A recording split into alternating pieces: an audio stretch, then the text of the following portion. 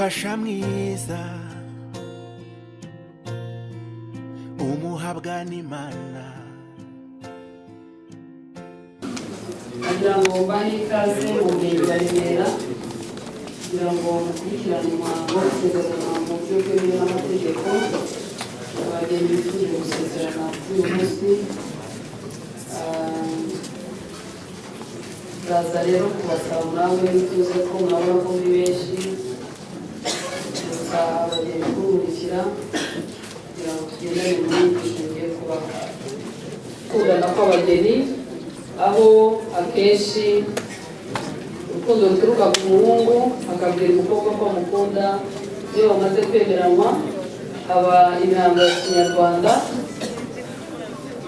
yo gusuzuma ko imiryango yombi ibyumva kimwe nta masano ya bugufi abageni bafitanye.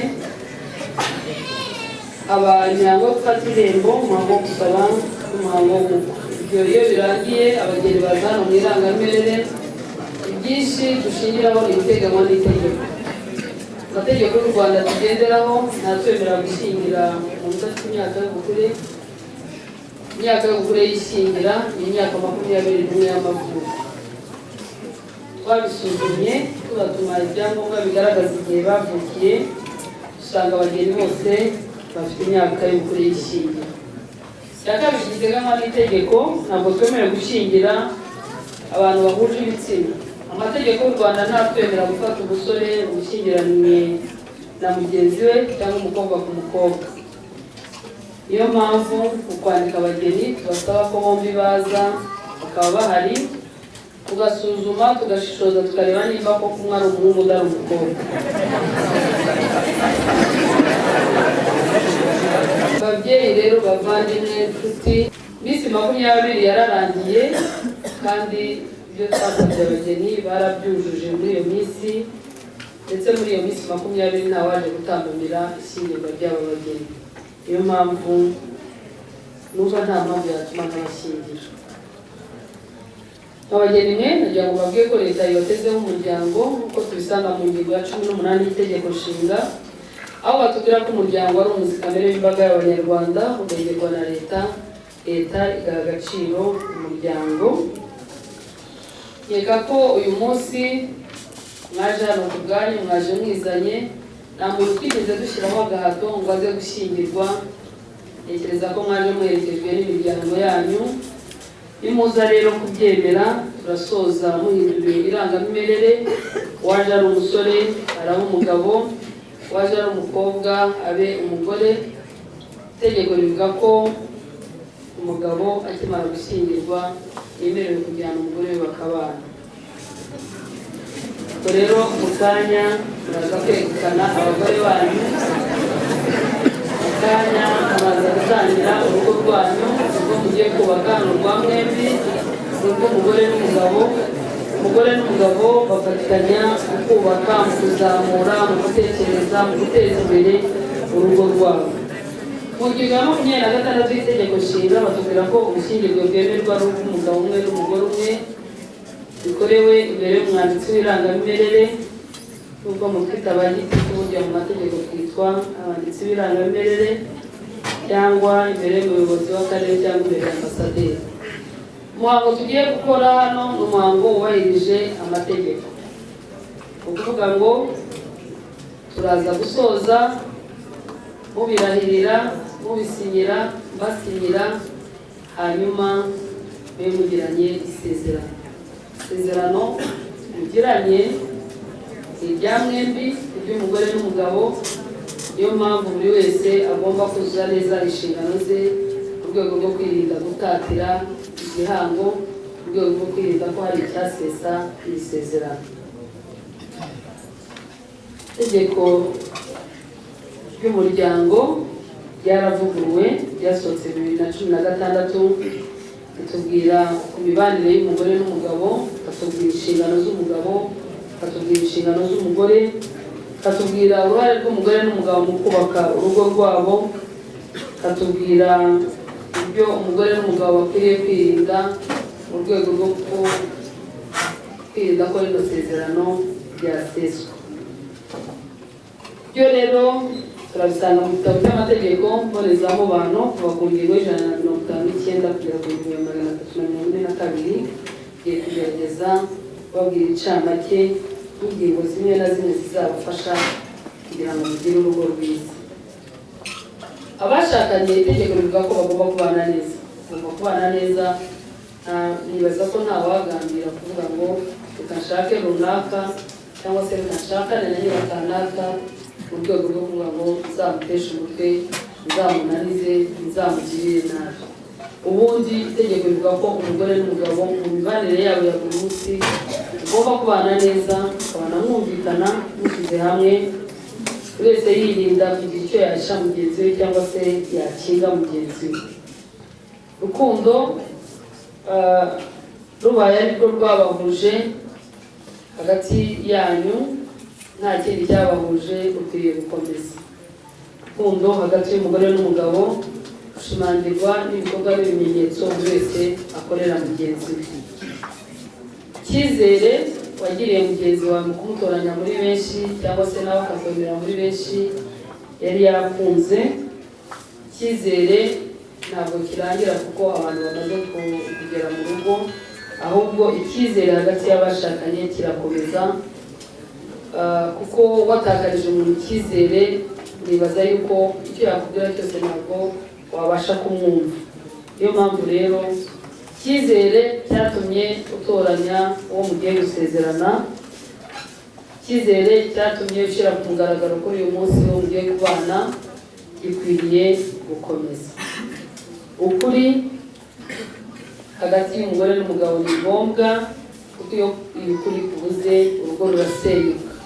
Niyo mpamvu buri wese nimba hari ibyo utajyaga uha agaciro ukabeshya mugenzi wawe, uyu munsi noneho mugiye kubana umunsi ku wundi nyuma y'isezerano, ni ukuvuga ngo ugomba kwitwararika ukirinda cyaguturukaho mu rwego rwo kuba wabeshya mugenzi wawe. Abashakanye babwizanya ukuri muri byose, bakirinda uwabeshya hagati yabo. Ntabwo urugo rwubakira ku binyoma, urugo rwubakira ku kuri. Abashakanye mufite inshingano zo gutabarana no kwishimira ibyiza byabaye mu miryango yanyu. Iyo ari byiza mujya kubyishimira. Mu ngingo ya 209 batubwira ko umugore n'umugabo bafite inshingano n'uburenganzira bingana mu kuyobora urugo rwabo. Buri wese yabiyobora, ariko mu by'ukuri ntabwo mwese mwafata inshingano zo kuyobora urugo. Niyo mpamvu umugore n'umugabo baricara bakajya inama bo ubwabo bakitoranyamo uhabwa inshingano zo kuba umuyobozi w'urugo. Itegeko rivuga ko uzihawe abikora neza, iyo abikoze nabi mugenzi we amwambura uburenganzira nawe akabikora, mu rwego rwo kurengera no kuramira abana muzabyara, mu rwego rwo kwirinda ko mwahangana kandi hari uwabishobora, mu rwego rwo kwirinda ko hari uwasesagura umutungo w'urugo undi arebera. Iyo rero bimunaniye uwa mbere, mugenzi we aramufasha. Abashakanye nanone mufite inshingano zo gutunga urugo, zo guharira urugo. Ibyo turasanga mu ngingo ya 210, aho mwembi mufite urwo ruhare. Ni ukuvuga ngo ntawe ugomba gusiganya mugenzi we mu gushaka ibitunga urugo, ntawe ugomba gusiganya mugenzi we mu kuzamura mu iterambere ry'urugo rwanyu. Ni ubufatanye hagati y'abashakanye, cyane ko ubu bisigaye biri no mu mpamvu zituma umugore n'umugabo batandukana. Niyo mpamvu mukwiriye kucyumva neza. Kera umugore yarashakaga kuva ku inshingano zo guhahira urugo, zo gutunga urugo, ntabwo zamurebaga. Ahanini yarebwaga n'inshingano zo kwita ku rugo, n'inshingano zo kwita ku mugabo. Rero iyi ngingo isigaye isaba abagore gukora kugira ngo bafashe abagabo babo gushaka ibitunga urugo. Niyo mpamvu niwanga gutanga ibitunga urugo ufite ubushobozi, mugenzi wawe afite uburenganzira bwo kukurega agasaba ubutane. Rero nta mpamvu n'imwe ndeba yatuma ubushobozi bw'umugore cyangwa se bw'umugabo bwarangirira mu kwiyigisha, mu kwiyemeza neza, mu gusohoka n'ibindi nk'ibyo ngibyo. Mugomba gufatikanya mwembi guhahira urugo rwanyu. Urugo rusonje rugize inzara ntabwo bizabazwa umugabo ngo bireke umugore, mwembi birabareba. abashakanye nanone mu nshingano ngira ngo z'umugabo mugomba gufata igihe, gufata umwanya mukaganira, mukareba ibibazo byugarije urugo rwanyu, mukareba cyangwa se ibyiza mumaze kugeraho. Ntabwo kugira abantu bicara bareba ibibazo gusa, ushobora no kureba ibyo mumaze kugeraho mukabyishimira, ariko nanone mukareba n'ibyo mutarageraho, mukiga n'uburyo mwabigeraho. Itegeko rivuga ko umugore n'umugabo babana aho umwe agiye gutura akahajyana na mugenzi we. Ariko ku bwumvikane bw'umugore n'umugabo, umwe ashobora kugenda ku nyungu z'urugo mwumvikanye, undi agasigara.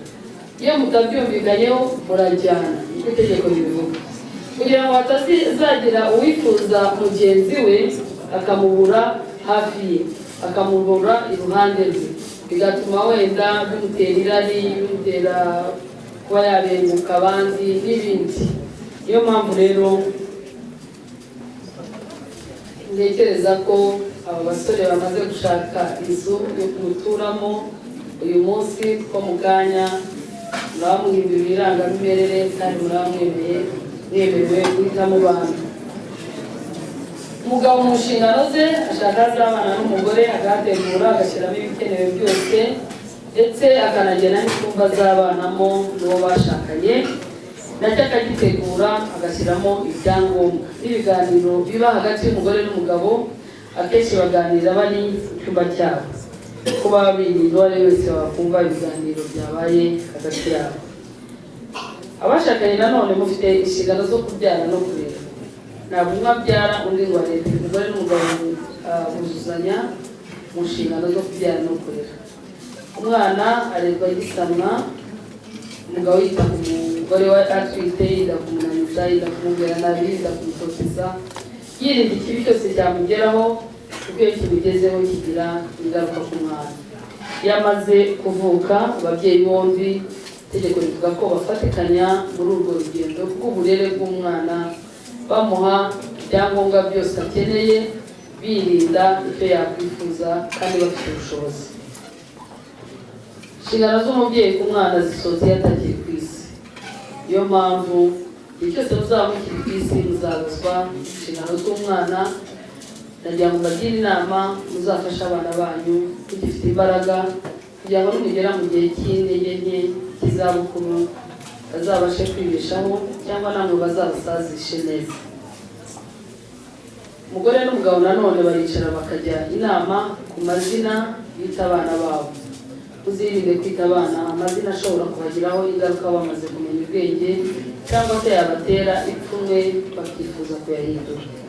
Ibyo nanone biri mu nshingano z'umugore n'umugabo.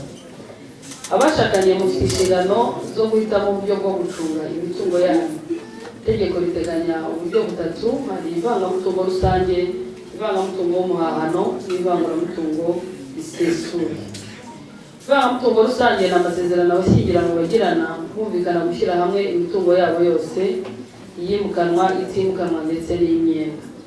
Iyo abantu bahisemo uburyo bw'ivangamutungo rusange, bavanga ibintu byose, ibyo babashije kwimukana babijyana mu rugo rwabo rushya, ibyo batabashije kwimukana babibwizanya ukuri aho biherereye, kugira ngo babigireho uburenganzira n'uruhare bingana. Uburyo bwa kabiri ni ivangamutungo w'umuhahano. Ibyo ni amasezerano abashyingiranywe bagirana bumvikana mbere yo gushyingirwa, hakabarurwa imitungo ya buri umwe. Muri ya mitungo yabaruye, yaba ari iy'umukobwa n'iy'umuhungu, mubizana mu bwanditsi bw'irangamimerere, bakabyuzuza mu bitabo muri buze gusinyamo, hanyuma mukanagena n'imitungo mugiye kugira iremezo ry'urugo rwanyu. Ni ukuvuga ngo iyo utanze umutungo kugira ngo ube iremezo ry'urugo, ubwo ngubwo isigaye usigara uyigengaho ku giti cyawe. Imitungo mubonye mukimara gushyingirwa muyicunga nk'uko ivangamutungo rusange ricungwa. Uburyo bwa gatatu ni ivanguramutungo risesuye. Ibyo ni amasezerano abashyingiranywe bagirana bumvikana gufata neza urugo rwabo. Iyo urebye ku mitungo nta na kimwe umugore n'umugabo bavanga, ahubwo bagabana inshingano z'urugo hashingiwe ku bushobozi buri wese afite. Ni ukuvuga ngo niba urugo rubamo inshingano nyinshi mureba ufite ubushobozi akaba ari we uhabwa kuzakora ibintu myinshi undi agakora ibijyanye n'ubushobozi bwe. Uburyo uko ari butatu ni bwiza, amahitamo n'ay'abageni, ariko nagira ngo mbagire inama. Mwahitamo ivangamutungo rusange, mwahitamo ivangamutungo w'umuhano, mwahitamo ivanguramutungo risesuye. Ku birebana n'imitungo, iyi mitungo murayishaka mukayivunikira, ariko niyo kugira ngo ibafashe kubana neza, izababere impamba yo kugira ngo urugendo mutangiye muzarusoze neza. Muzirinde impamvu iyo ari yose yatuma mutandukana bishingiye ku mitungo, kuko iyo habayeho kwitaba Imana ntawe ujyana n'imitungo.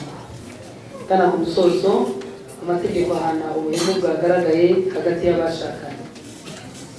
Umunyamategeko yateganije impamvu 8 zishobora gutuma umugore n'umugabo batandukana. Iya mbere ni ubusambanyi. Ubusambanyi bukozwe n'umwe mu bashakanye, guca inyuma uwo washatse, yaba kureba yaba atakureba. Iyo hagaragaye ibimenyetso, mugana urukiko ugasaba ubutane. Impamvu ya kabiri, guta urugo mu gihe kingana n'amezi 12. Umuntu yaragiye amezi 12 ararangiye. Iyo bigaragaye mugana urukiko mugasaba ubutane. Impamvu ya gatatu ni uguhamwa n'icyaha gishebeje. Kuba umuntu yakora amakosa bikamuhama, ukumviza ipfunwe ryo kongera kubana na mugenzi wawe. Iyo bigaragaye nabwo mugana urukiko mugasaba ubutane. Impamvu ya kane, kwanga gutanga ibitunga urugo kumwe mu bashakanye. Nabwiye ko urugo rutungwa n'umugore n'umugabo. Iyo bigaragaye rero ko hari uwanze gutanga ibitunga urugo, mugenzi we agana urukiko akamurega, hanyuma bakababuranisha bagasaba ubutane. Impamvu ya gatanu ni urugozo washatse ku nkeke. Gutuka, kubwira nabi, gutoteza mugenzi wawe, amagambo asesereza ushobora kubwira mugenzi wawe ntayihanganire, nta n'uwayihangana, nta n'uwayabasha, nta n'ubwo byagufasha mu kubaka neza urugo rwawe. Iyo mpamvu buri wese azirinde guhoza mugenzi we ku nkeke. Ntabwo urugo rwubakira ku nkeke, ntabwo urugo rurimo inkeke rushobora gutera imbere. Iyo mpamvu buri wese azabyirinde, kuko kera twari tuzi ko ari abagabo bahoza abagore ku nkeke. Ubu ngubu byarakomeye, n'abagore bahoza abagabo ku nkeke. Buri wese rero azirinde guhoza mugenzi we ku nkeke. Impamvu ya gatandatu ni ihohotera rishingiye ku gitsina. Kuba wakoresha imibonano mpuzabitsina mugenzi wawe hatabayeho kuganira hakagira ubikomerekeramo. Iyo bigaragaye mugana urukiko mugasaba ubutane.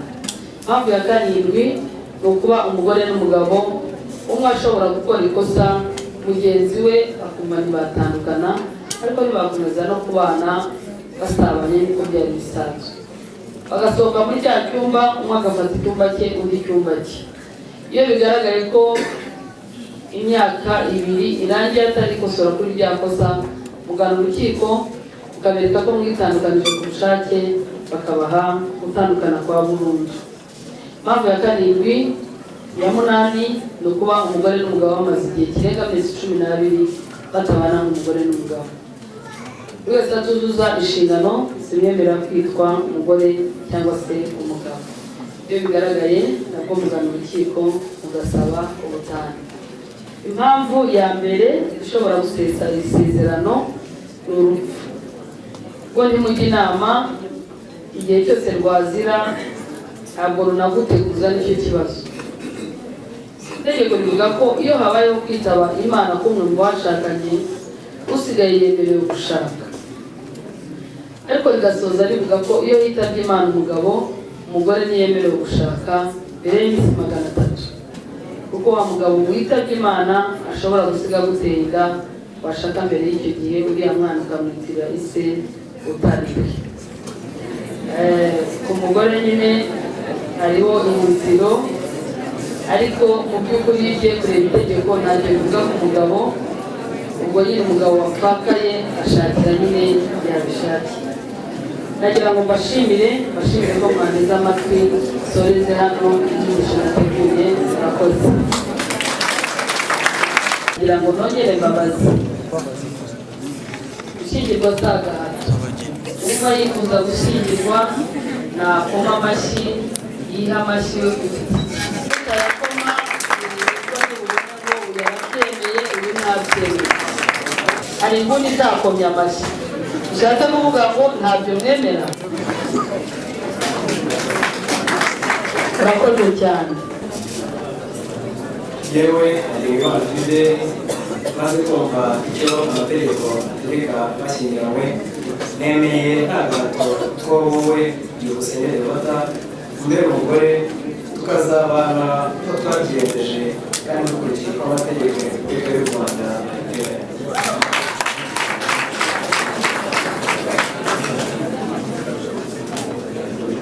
yewe maze kumva icyo amategeko ategeka abashyingiranywe nemeye nta gahato ko wowe Ntagengimana Philbert umbere umugabo tukazabana uko twabyiyemeje kandi dukurikije uko amategeko ya Repubulika y'u Rwanda abiteganya.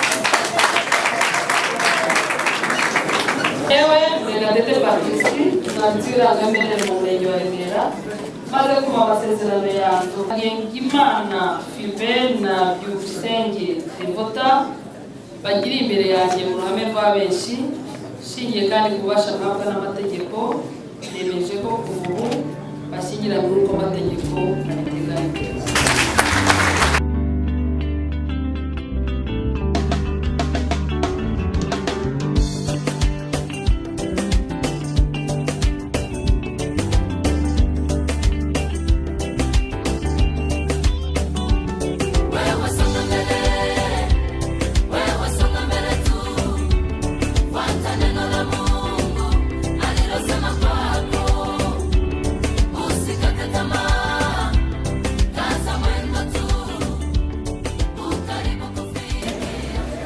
kamere kubishaka igihe bizabyare mweke bizabyare abana bazabagira akamaro ndetse n'igihugu cyacu basoze basabira umugisha ku Mana Imana izabikora.